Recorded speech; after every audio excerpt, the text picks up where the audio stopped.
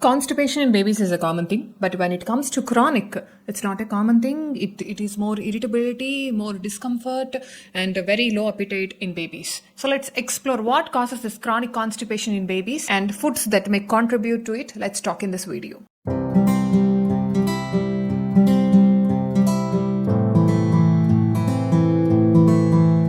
Hello parents, this is Vishnu Tejasvi, child nutrition educator. I talk about child nutrition for the babies between 6 months to 36 months in this channel.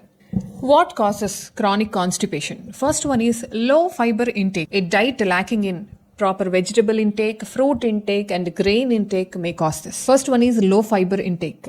When a baby is taking very less amount of fruits, vegetables or grains in their diet, so this becomes very hard for the stool to pass. Second thing, dehydration.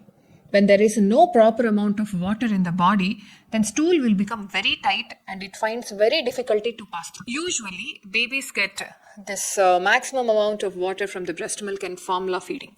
For the babies above 1+ years, mostly they try to switch to animal milk or they take very less amount of milk. So the water intake might reduce. They have to depend on the normal water along with the solids. Excessive dairy. Most of the babies try to take more amount of dairy. This could be milk, this could be butter, cheese, such items. So which takes longer time for the digestion and no proper solid fiber intake, which could cause a chronic constipation. Processed foods, most of the babies take everyday biscuits, chips. Due to this also they get more amount of fats and very less amount of fiber. Unripe banana. Yes, this might shock you. Yes, banana also could be one of the reasons. That too not the normal banana, it's unripe banana. While ripe bananas help digestion, unripe bananas can worsen constipation as they are harder to digest. Refined grains, foods made with refined grains like, bread, maida-based bread, pasta. Those who are taking this in the more quantity also can get this.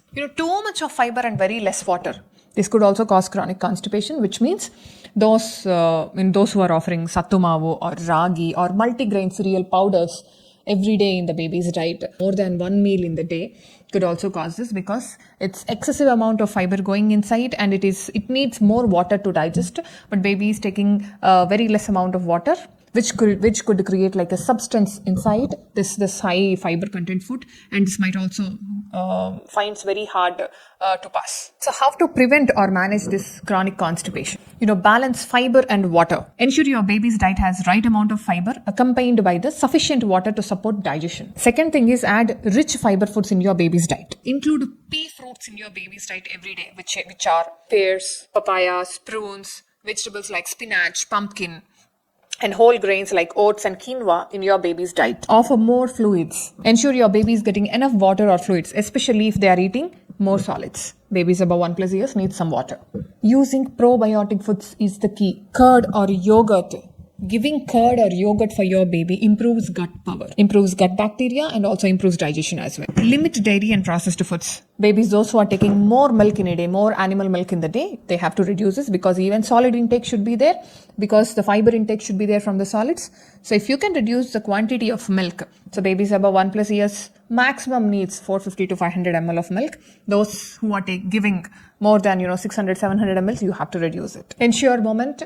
So some tummy massages like clockwise, anti-clockwise rubbing and then the cycling exercises and some oil massages right before bath helps a lot. So understanding which foods can cause this chronic constipation, what you can do, how you can help your baby. So if you can make a list of all the things that what I have said in this video.